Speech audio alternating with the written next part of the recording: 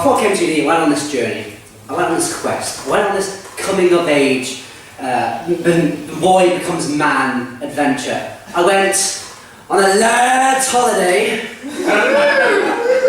Some lads in the audience. I went on the lads holiday to Malaga, or Mallorca, as it was originally called before we invaded it. Now, people I went with, they were proper lads. I'm not a proper lad, as you can tell. I'm about a 4 on the lad chart. I drink gin and cocktails, and that's it. My friend James, he's a 9 on the lad scale. So he drinks beer and cider, he knows what the offside rule is in football, he's an asshole to women. And then there's my friend Dan. Dan, he's a special boy. He's a 10 on the lad scale. He drinks everything in sight: whiskey, tequila, vodka, rum, gin. I once saw him drink 2 Caprisons at once. Mental. He also knows all the rules to all the sports ball games. Every single one of them. And he's not an asshole to women, he's an asshole to everybody.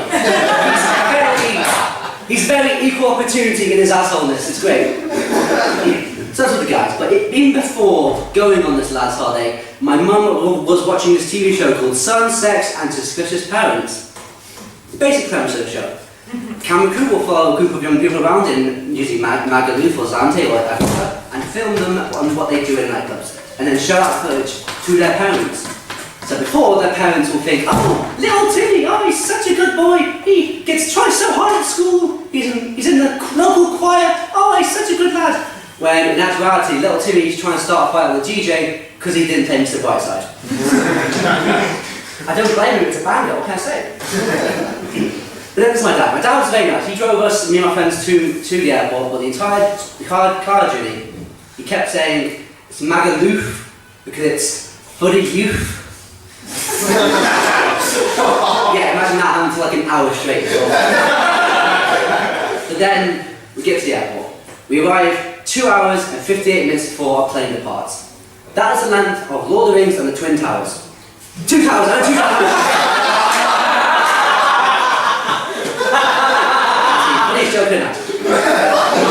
So we've got all this time, what do we do? My friends being lads, headed to the airport bar. Needless to say, when we got on the plane, we were very tipsy. So we get on the plane, we get to our seats. Now I am a nervous flyer, I don't like flying. It's fine, I'm fine when the plane's in the air, just when it takes off and landing, especially landing. I don't like landing because 100% of all plane crashes happen when the plane is going down. Tell me I'm wrong! So I was very nervous even before takeoff. I was like on the seat trying to breathe deeply and calm myself down. And then my friend James had bought this bottle of vodka from the stewardess and decided to pour it down my throat. Before even leaving the country, I got vodka boarded. And I was so mad at him, I was like, dude, what the fuck? But it did take my mind off things. I was now mad at him. So we get to Maga. We got drop our bags off at the hotel, and we're like, guys, you know what? It's like 3:30 in the morning. How about we get some sleep and continue on the next day to see what's happening. Then Dan pipes up, and Dan says, no, lads. How about this? How about we drop our bags off, but we go in nightclubs and bars and shit? It'd be great. And this is what I first learned, that it only takes about 51% of people to agree to a bad idea. For example, Brexit. So we go out, we get absolutely completely hammered, and we get back to the hotel at 6:30 in the morning. Now here's a little fun fact about Spain for you, ladies and gentlemen. Spain has a sun. And you fucking know it. It is everywhere. You open the window, there's the sun. Go outside, there's the sun. Open the wardrobe, oh look, it's the sun. You can't escape it. And there's nothing you can do about it because it's so far away. So, we go to chill by the pool, and we notice all the deck chairs around the pool have this crazy new invention, this high-tech gizmo that we thought wouldn't be invented for another 10 years, but no, we have it today, people. All the benches had a towel on it, which meant no one could go on the benches except the owner of that towel. Which got me thinking, could you use it in any other scenario? Do you want to leave your house unlocked? Put a towel on it. Do you want to leave your car in a maybe not so nice area? Put a towel on it. do you want to like just make sure your kid doesn't go missing? Put a towel on it. Put a towel on your towel. The great towels, the greatest invention ever made. So me and my friends move these towels and get the jet. And we went by the pool, and I noticed people with snakes start walking around the pool. I assumed they were provided by the hotel. I'd hate to think that they let people with snakes and on the premises. But I decided to get payback on my friend James. James is scared of snakes. So I gave the guy €10 and said, hey, can you just like follow him around for a bit with the snake, you know, just to freak him out a bit. He's like, yeah, cool. So because he's so scared of snakes, for a split second, he stops being British. He's following my friend around, and James is like, no guys, come on, leave me alone, please, it's very funny, I get it, yeah, hilarious, please, leave me alone, fuck off! Split second, I managed to break him. But then, they gave me the snake, and sort of, it was wrapped on my arm, wrapped on my neck, and wrapped on my other arm. It was really cool having like this snake on. But then I noticed something. My neck started to tighten a bit, and I feel the air getting harder and harder to breathe. Made worse by the fact my friends thought this was all a massive joke, and they went, hey guys, look, oh, Cameron's pretending to be choked by a snake, oh my god, that's so funny, oh, banter in it, oh my god, so funny. I was still like, no guys, it's again. It was only after the snake was pulled off me and I managed to regain my breath back, the snake people, they fucked off somewhere, I don't know where they went. And the hotel manager was looking down and like, okay, I'm so sorry, is there anything we can do, please. I think he was worried that I was going to sue him. Now, I don't know anything about the law. I was going to try and sue the snake. But no, so to compensate my near-death experience, the hotel manager gave us these wristbands. Now, as wristbands meant we got free entry and free drinks into certain clubs that the hotel had ties with. Pretty good deal. So that night we decided to use on found wristbands of power, and we headed on to the nightclubs where we got these free drinks, and I had to stop when time shooters. And another good thing about having lads for mates is, if you fall behind, you are left behind. They just do not give a shit. So as the time is shoelace, I look up, and I start noticing something. Obviously there's other clubs where people have reps outside, and they try to get people to come in, and you know, because it looks busy, you're more likely to come in and see what the buzz is about, right? Yeah. I noticed the people that are being stopped, they're just like my friends. That's all, you know, young, 18-year-old British lads, and also, mostly white. So I noticed something, that I have a special power that I've had since birth, and I wondered why I had it, but now I understand why. Now I know what destiny had in store for me. Now I know that more percent of you may know it, but Mum, if you're watching this, I think you should only find out now. I'm slightly brown. So I think to myself, could I pass as a native Spaniard? Because I did GCSE Spanish, my other friends is French, they fucked up. So I try it. The first club rep stops me, and before they can get one word out, I say, not habla inglés, habla español? Club rep looks at me. Yeah, he checks out, you can go. It fucking worked, it was amazing. I kept doing it until I caught up with my friends. And the problem is, I did it in the vicinity of my friends where they could hear me. And so they went, oh no, he's not Spanish, no, he's from us. And the club rep then looks at me and goes, so you were lying about being Spanish. See. And we walk off. And we get to a club where we get free drinks, and then I hit the bar and just start having loads and loads of drinks I've never had before. It is amazing. Up until 5 o'clock, I'm like, holy shit, I'm way too hammered for this. And I said to my friend, hey, look, I'm going to go back to the hotel because I'm really hammered. So I walk off, I leave, and I didn't know the layout of this place while I was sober. I didn't know it while I was drunk either. So I'm stumbling around, trying to find my way back to my hotel room, and trying to find my way back to, you know, trying to find someone who can ask for directions, who won't rob me. And I noticed something. At the end of the road, I see people in body armour and guns. I think, oh good, it must be the police. So I walk up to what must be the police captain, but like, again, use my GCSE Spanish. I go, so, no habla español, habla inglés? He looks at me, and points to his mate, who probably speaks English. I say the same thing. He goes like, yeah, down, forward, take a right, that's left. take a left, and then a right. I'm like, mucho gracias, senor. And I walk off, and I start thinking, that's really nice of the police to give you directions, and I wonder how many times they get stopped. And I start thinking, wait, if they're police, why do they have guns and body armor? Did I insult a bank robbery? So sweet. But I get back to the hotel room, and the next morning, everyone's feeling really hungover, so we're like, guys, let's try some local cuisine, you know. We're in a new country, we should try some of the local food. Unfortunately, there was no tapas in sight, so we headed to Subway. Now, my friend Dan ordered a Subway with all sauces and like shit on it, and the guy cut his sandwich, and then I give my order. And he goes to cut the sandwich with the same knife he used. So I'm like, no, can you clean it? Because I had all the sauces and shit still on it. He's like, oh yeah, cool, yeah, I'm so sorry. And he does this. If he's holding the knife like this, he does this. Wow. Yeah, exactly! He cleaned it between his armpit! That was fucking disgusting! And I'm still pretty drunk last night, so I call him out on it. I'm like, dude, what the fuck? Why would you do that? Usually, my inner British self would be like, we'll do this. Yeah, 5 stars, yeah. But no, I call him out on it, and he's very confused, and what I should have done is I would have used the let me speak to your manager, but in Spanish. Problem is, I didn't know how to say let me speak to your manager in Spanish, and I still don't, but I think it's fun. We should all learn it together. I have with me a native Spaniard, don't worry, I checked this earlier. Sir, would you please tell me how to say it? May I speak to your manager in Spanish? Puedo hablar con el encargado.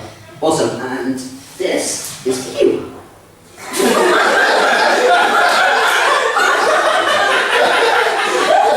Don't spend it all at once. So yes, rather than saying that, I blow a fuse and the magic comes out and he can hear it.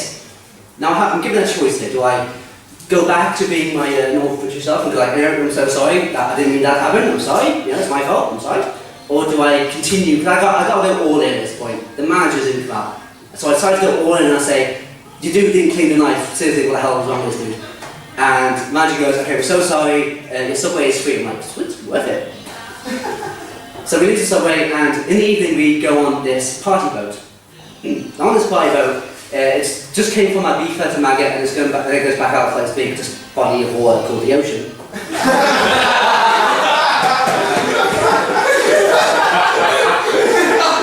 And the DJ of the party boat, I think, is also the captain because he's doing safety announcements on the party boat. The only problem is, there's still music playing, there's still drinks being served, there's still people drinking them, so he's just there trying to like, okay, so safety announcements, the exits are here, here, and here, there's a fire extinguisher everywhere, please don't jump off the top of the boat, it's very dangerous, you'd ruin it for everyone else and we'd have to turn around and you'd be named and shamed. But apart from that, let's get the party started, yeah! So it gets out and the boat stops, and it's still the rule in place, you can't jump off. I see my friend James, he's about to run and jump off the deck. And I can tell what he's feeling because he just looks at me and he's like, watch this. And I decided, you know what, I enjoy this party boat because it's a really nice day, not nice evening, and it's a really nice scenery. So as he's about to run, I just tap him to the ground. And then as I tap him to the ground, people start crowding around me and him and just start slowly chanting, fight, fight, fight, fight, fight, fight, fight, fight, and it builds, it builds. And I look at James and I'm like, guess we got a fight now. That's just how it works. No, we didn't actually get into a fight. We just headed down to the lower decks and got on the water, and we had a nice conversation, all chill, and we look up to the top of the boat and we see Dan. Now Dan has a bright idea of also jumping off the top of the boat. Problem is, I'm not there to stop him. So he looks at me and goes like, and as he's 1 foot over the side, hands grab him and pull him back. I don't know who pulls him back, so I'm like, did he just get aliened? I was like, what the hell has happened to him? Is he dead? Like, maybe, who knows? But no, luckily he survived and we all had a very nice time. The rest of the days just continued with like just drinking, sun and drinking. And I won't tell you what else, but I remember it because it was a long time ago. And yeah, that's been my stand-up. Thank you guys for listening.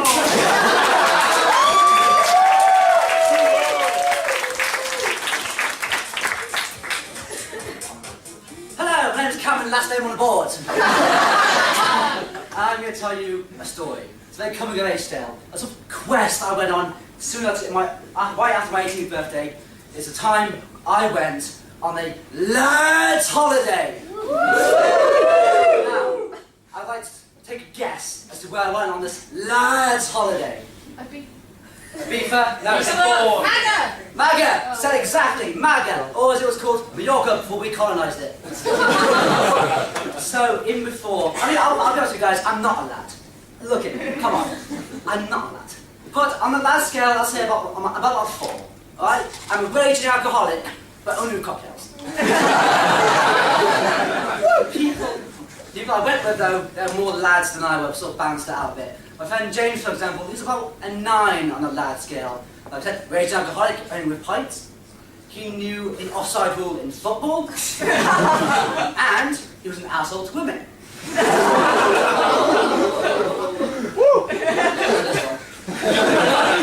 My friend Dan, though, Dan was a special boy. He was the mythical 10 on the lad scale.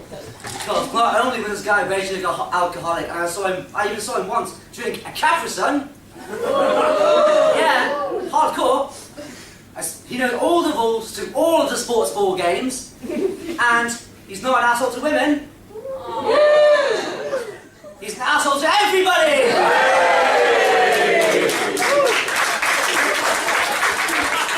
He's very equal opportunity in his assholeness. That's all you can ask for. But even before I went on this lad's holiday, problems started to rise.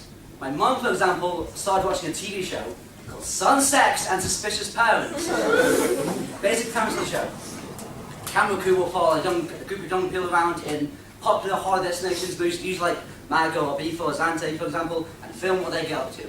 They'll then show that footage to their parents without their kids knowing about it. So, you'll have this woman thinking, oh, little Timmy, he's such a good boy, he's in the church choir, he gets straight A's, oh, I love him to bits. When, in actuality, little Timmy's trying to start a fight on the DJ for not playing Mr. Brightside for the 6th time. I don't blame you, it's a banger, what can I say? But, we get to the airport, 2 hours and 58 minutes before our plane departs. 2 hours and 59 minutes. That is the length of Lord of the Rings and Twin Towers. 2 towers!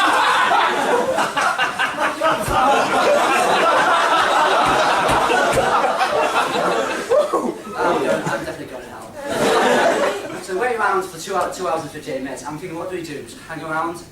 Dan pipes up and just says 2 words. He says, airport bar. And so 2 hours and 58 minutes of drinking later, I'm a little bit tipsy. And it's good, because I don't like flying. I'm very nervous when it comes to flying. I'm fine that when the plane's in the air, completely fine. It's just takeoff and landing I do not like. Specifically landing, because all plane crashes happen when the plane is going down. Tell me I'm wrong! Tell me I'm wrong! The plane, luckily, did not crash. So, we arrive in Malaga, get to our hotel. It's about 5 in the morning at this point, where everyone's jet lagged and tired. So I say, hey, let's just, get some sleep, we'll explore Malaga tomorrow.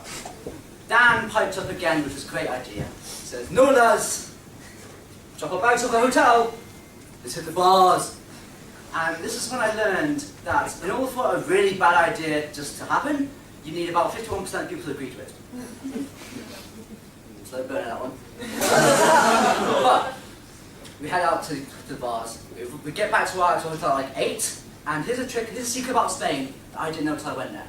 Spain actually has a sun. I didn't think it was real either. I never saw it while I was here, but then in Spain I saw the sun, and it is everywhere. Open the curtain, there's the sun. Open the wardrobe, there's the sun. Look at the newspaper, it's the sun.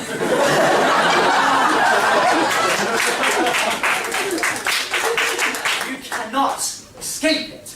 So actually, we have some breakfast. We decided to chill by the pool for a bit, have a nice relaxing time. And we noticed that on the benches by the pool are these weird designs, these advancements in technology we didn't think were possible. It meant if your bench had this, no one would move your bench or touch your bench. They had a towel on it. It got me thinking, could you use that for any other scenario? If you want to leave your car unlocked, put a towel on it. You want to leave your window open, just put a towel on it. You want to stop your kid from going missing, put a towel on it. Towels, the greatest human invention ever devised. So me and my friends moved these towels. And we get the bench, we're chilling by the pool, it's all good. And I decide, I'm a bit annoyed at Dan at this point, because like, he's like, it's funny, but he's also a dick. So I want to get payback. So I know that he has a fear of snakes. I noticed that these people start walking on near the pool that have massive snakes. And at this point, I really hope they're associated with the hotel, otherwise this would be fucked up. So I go to Snake Charmer and I say, hey, can you just follow my friend around with a snake, I'll give you like €10. He's like, okay, cool. This works so well, for a split second, he stopped being British. He's following the snake and he's like, no, please, it's very funny. The car says, it's funny, just leave me alone, please. Fuck off! Even then he apologised afterwards. Then they gave me the snake. And it's very weird, yet also very cool having snakes sort of wrapped around your arm, wrapped my neck, and wrapped my other arm. So I felt like I was a snake king. Up until it started getting very tight around my neck. And it gets harder to breathe. And I'm slowly going like, guys. And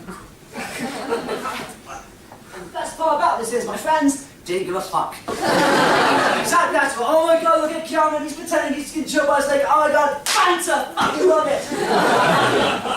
So I pass out because of this. Usually happens for any person who's choking, not my thing.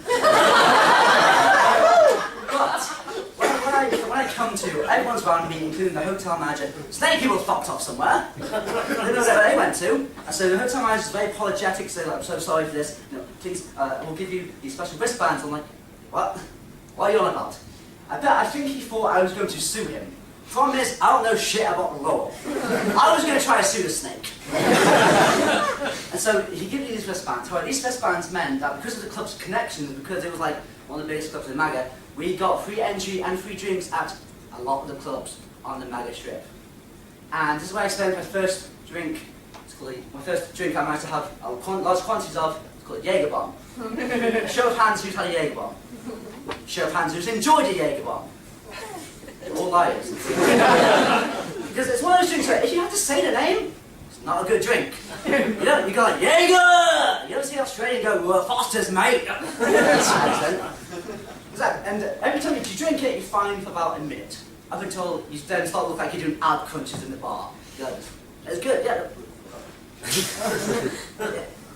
Some girl's like, oh my god, you work out? No, I'm an alcoholic. And Jaeger's the reason why my memory of it is blank, and not because I'm running out of time. I've been Kamran. Hello, yes, my name is Kamran. So as I said, I'm going to tell you a story. It's more of an epic tale, the quest. It has a hero and a villain, but trust me, I'm in need of those people. It's about the time I went on a lad's holiday. See, one lad in the audience, and you know what? That's fair. Just take a guess. I'd like to just shout out where you think I went on this lad's holiday. Any guess? Just shout out. Magaluf? Spot on, first time. It was Magaluf. Or Mallorca, it was called before we colonised it. But yeah, just went to Maga, and to understand, I'll let you guys in a secret. I'm not a lad. Seriously, you can't look at me. I'm not a lad. But people I went on this holiday with were much more laddie than me. They were on the lad scale. They were, sort of top end. I'd say I'm a 6 on the lad scale. I'm a rage alcoholic, but only with cocktails. And my friend James, for example, he's about a 9 on the lad scale. He knows what the offside rule in football is. He drinks just beer, and he's an asshole to women. But let's talk about my friend Dan here. Dan is a very special boy because he's that solid, that mythical, that rare 10 on that lad scale. Not only does he know all the rules to all the sports ball games, not only does he drink anything he can get his hands on. I once saw him drink a Capri Sun. Yeah, I know, seriously, I thought they were legal here too. But he's not an asshole to women. He's an asshole to everybody. He's very equal opportunity in his assholeness. So the trouble really started even before I went on this holiday to Maga, because my mum had started watching this TV programme. It was called Sun, Sex and Suspicious Parents. Basic premise of the show: a camera crew will follow a group of young people around while they're on holiday. Usually they go to places like Maga, like Zante, like Ibiza, for example, and film what they get up to on a night out. They'll then show that footage to their parents, without the people knowing that the footage is going to be shown to their parents, and afterwards they meet the parents and discuss what happened. So essentially you'll have this woman who thinks, oh, little Timmy, he's such a good boy, you know, he's all A's in his A-levels, he's he's in the choir, and he's an apple of my eye, I love him to pieces. Where in actuality, little Timmy is trying to start a fight on the DJ for not playing Mr. Brightside. And I don't blame him, it's a good song. And then my dad was cool. He drove me and my friends to the airport. It was very nice of him. But the entire time he drove us there, he kept saying, "It's Magaluf." It's for the youth. And that got annoying very quickly. Eventually we get to the airport, like 2 hours and 58 minutes before our flight actually departs. 2 hours and 58 minutes. That is the length of Lord of the Rings and the Twin Towers. 2005. Anyway, so we get there and immediately Dan pipes up and just goes, "Lads, 2 words, airport, bar." And so 2 hours and 58 minutes of drinking later, we board our plane. Me, slightly tipsy. And I'm a nervous flyer, I'll admit. I don't like flying. I'm perfectly fine when the plane's in the air. But I don't like landing and take off and landing, especially landing, because 100% of all plane crashes happen when the plane is going down. Tell me I'm wrong! Tell me I'm wrong! And so I could see that I was being nervous, I was being worried and anxious. And James has this idea to, like, you know, take our mind off it. He gets this little vodka spirit from the stewardess, and immediately he decides to pour it down my throat. I felt like I got vodka boarded even before I left the country, so I was off to a good start. So we get to Maga, we get to our hotel. It's like pretty late, you know. It's like 1 a.m. and you know everyone's like tired and jet lagged. So you know I say, "Hey guys, how about we just put our bags away, get some sleep, and we can explore this wonderful country, this wonderful island tomorrow." Dan pipes up again with another genius idea. He says, "No, lads, drop our stuff off, then sit in the town." And this is when I learned that in order for a really bad idea to happen, you need about 51% of people to agree to it. And eventually, so that's what happened. We drop off our stuff at the hotel, and really decide to go out. And we get back to our hotel at 6 in the morning. I'm going to tell you a little fun fact about Spain you may not know. It has a sun. Yeah, I thought it was fake too, but they have it over there. Like, you open, and everywhere you go, it's just there. Open a curtain, that's the sun. Open a fridge, that's the sun. Oh, a newspaper, oh look, it's the sun! You cannot escape it. And it's just bright, and it's blinding, and it's also very, very, very warm. So we decided, you know what, we want to just relax for our first day, you know, we're all like feeling pretty hungover. And so we decided to chill by the pool. Now the thing is, we get to the pool, look at all these little benches on the pool, and they have this weird contraption on them, like a really odd security device that I've never seen before. I didn't think it was available now. They had a towel on them, and this towel meant that if you can't touch a towel, you can't touch the bench. That bench is someone else's. And I was wondering, could you do that in any other situation? You know, do you want to leave your car unlocked? Put a towel on it. Do you want to leave your door just windows wide open? Put a towel on it. You want to make sure your kids doesn't go missing? Put a towel on it. Towels, the greatest. Put a towel on your towel. It's that good. So afterwards, me and my friends moved these guys' towels. I told James was an asshole. But moved these guys' towels, we chilled by the pool and having a good time. And you know what? I decided I want to get payback on James for vodka boarding me on the plane. And he has a fear of snakes, which fairly rational fear. I wouldn't, snakes are creepy as well. But he's terrified of them. So terrified, they actually make him, for a split second, stop being British. And who come onto the hotel? These people with snakes wrapped around them, who I hope, and I really hope they were associated with the hotel. Otherwise, that's a massive security breach, letting people with snakes onto the premises. So I go to the guy and say, "Yeah, can you follow my friend around with a snake? It's like 10 yards. I just want to scare him a bit." And he's like, "Okay, cool." And then I sit back and watch the magic unfold. I told you he stopped being British because he did this. Like, okay, it's very funny. Yeah, please leave me alone. No, please, that's very funny. Yeah, okay, fuck off! And then right afterwards, he apologised. But so then I get given the snake by this person. And it's pretty cool because it's wrapped around my arm, wrapped around my neck, and wrapped around my arm. Because I was like, oh god, I am a snake king. It feels amazing. Up until the point I start feeling a tightness around my neck. And then it starts getting harder and harder to breathe. And to top it all off, my friends think this is a joke. Like I would just like kid around at being strangled by a snake. So I'm on the floor going, guys, please, guys, I'm being serious, no, it's not part of it. Meanwhile, my buddies, I was like, oh my god, look, Cameron's, he's been choked by a snake, oh my god, so funny, look, banter, love it. It was only after coming to that my friends are around me, the hotel managers, they were trying to, make sure I come to. The snake people, they fucked off somewhere. I don't know where the hell they went. And the hotel manager was like, oh, I'm so sorry this happened to you, how about we'll give you these wristbands, we associate with a lot of clubs in Maga, so you can get free drinks and free entry in those clubs. And I think he was doing this because he thought we were going to try and sue him. Now, I know nothing about the law. I was going to try to sue the snake.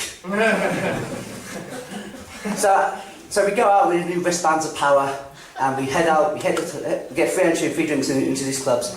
And it's my first experience at a drink that would unknowingly change my life very much for the worse. It was called a Jaeger bomb. Just a show of hands, who's ever had a Jaeger bomb before? Hands up if you've enjoyed a Jaeger bomb before. You notice how many people put their hands down just then? Because you don't... Jaeger bomb's a drink you get to get drunk. It's not one you drink because you want to have fun. Essentially, with Jaeger bomb, you'll hit it back, you'll be like, yeah, I feel good, for about 3 or 4 seconds before you start doing this. And it looks like you're doing ab crunches in the middle of a nightclub. So someone goes, oh my god, do you work out? No, I'm an alcoholic. So after too many of these, I told my friends, I'm going to head back to the hotel because I just want to be tired and obviously way too drunk to be here. So the problem with this is the first night out in Maga, I'm too drunk, I don't know where the hell I'm going. So I'm stumbling, I fit in perfectly because I'm stumbling around the strip like every other British tourist. However, I noticed right ahead of me is these policemen. They wear body armour and head guns. I was like, oh cool, policemen. And I started to remember that I know a fair bit of Spanish, so I can hopefully pass my way. Hopefully they'll understand what I mean, or hopefully one speaks English. So I got to them, I said, excusez-moi s'il vous plaît.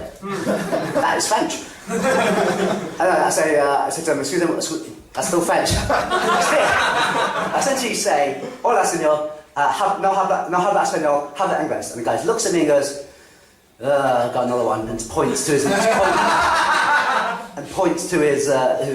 partner, who I assume spoke English. I explained to them, do you know where his hotel is? He was very helpful. I feel like that he was used to this at that point. He was like, yeah, not the first kid to do this. I was down there on the left, straight ahead, and like, thank you so much. And I walked back to my hotel, and I think that was very nice of them to help me out and help me find my way. However, why were they in body armour and why did they have guns? Did I enter with a bank robbery? If so, they were very friendly for bank robbers. 10 out of 10, recommend. So I get back to my hotel, I get my sleep. Next day, we decided we want to explore Maga, because we're really interested in nightlife. Let's see what it's like during the day. And we want to try some local Spanish cuisine. Unfortunately, there was no tapas in the site, so we had a Subway instead. And so my friend Dan, he orders a Subway, it's like a foot long, like mega melt with all the sauces and stuff, and he gets served, and then the guy goes to make my sandwich, I give him my order, and he doesn't clean the knife at first. I had to say to him, excuse me, can you clean the knife? And he's like, oh, he realises what he's doing. He's like, okay, that's fine. And this is how he cleans the knife. Yeah, disgusting, through his armpit. And I was about, I was angry, I was mad at him. Problem is, I'm also British, so I was being like, yeah, that's totally fine, yeah, cool, yeah, nothing wrong with this whatsoever. Problem is, but lucky for me, I was also quite drunk, so I was like, no, dude, clean the knife. I was making a bit of a commotion, enough to make the manager then come out, and the manager says, so is there a problem here? Now this is where I had two options. One, I could back out, like a coward, and just say, no, it's all good, or I can go full, soccer mom, may I speak to your manager mode. Luckily I chose the latter. I explained to them what happened, and they said, oh, I'm so sorry. He gives me my sandwich for free, and then we head out. And I look over and I start to see, I think I may have got that guy fired. But if he cleans it with his knife, if he cleaned the knife with his armpit, he deserved it. That is not hygienic. That night, we head out and we go to a party boat. This party boat, essentially, would go out into the middle of the ocean. It's a party boat, go to the middle of the ocean, play music, and it'd be a really fun time. And as we get to this party boat, the guy running it, who I guess is also the captain, is doing a standard, safety announcement, show your stuff's here, here, and here. Problem is, there's also music blaring, and it's also still trying to keep people hyped up. So as he's doing it, it's like, yes, we've got 5 extinguishers, please don't jump off the top of the boat, it's very dangerous, but you can jump off, if you want to go into the ocean, go to the lower levels. Okay, let's get this party started, yeah! Benga boat. But what I noticed is me and my friend, we're on top of the boat, we're enjoying the drinks, enjoying the scenery, and we notice James, he looks at me and just goes, "What's this?" And I can see he's about to do a run up and jump off of the top of the boat. I realise the first rule, you don't jump off the top of the boat. So I have to immediately stop him and tackle him to the ground. I do, and we get up, and all of a sudden there's people standing around us. And then we start chanting slowly, "Fight, fight, fight, fight, fight, fight, fight, fight." And we look at each other and we're like, "We've got to fight now." That's just how it works. That's how we're in bowling times, right? But no, we get a drink, we chill out, and then we head down into the ocean. We go down to the bottom, like on a boat, head to the ocean there. It's very nice. It's very beautiful scenery. And we look up and we see our friend Dan leaning over the boat on the top floor, going like, "Hey guys, I'll come join you." And that's when we realise that, oh crap, I'm not there to stop him now. He's going to jump off like an idiot. But also, it'll be hilarious. So he starts to, he goes to about lean over, like he's about to jump, but then suddenly he gets grabbed and pulled back. And I start to think, did he just get aliened? Because I didn't see him on that boat afterwards. I generally don't know what happened. Apparently what happened was he got put in the holding cell of this party boat. First of all, this boat has a holding cell. I didn't even realise that. And two, he was still drunk. They still gave him drinks. Like, this is a party prison also. And essentially, my trip to Maga basically continued like that of just doing inappropriate amount of drinks and doing stupid shit while drunk. And that's it. Anyway, I've been Kamran. Thank you for listening.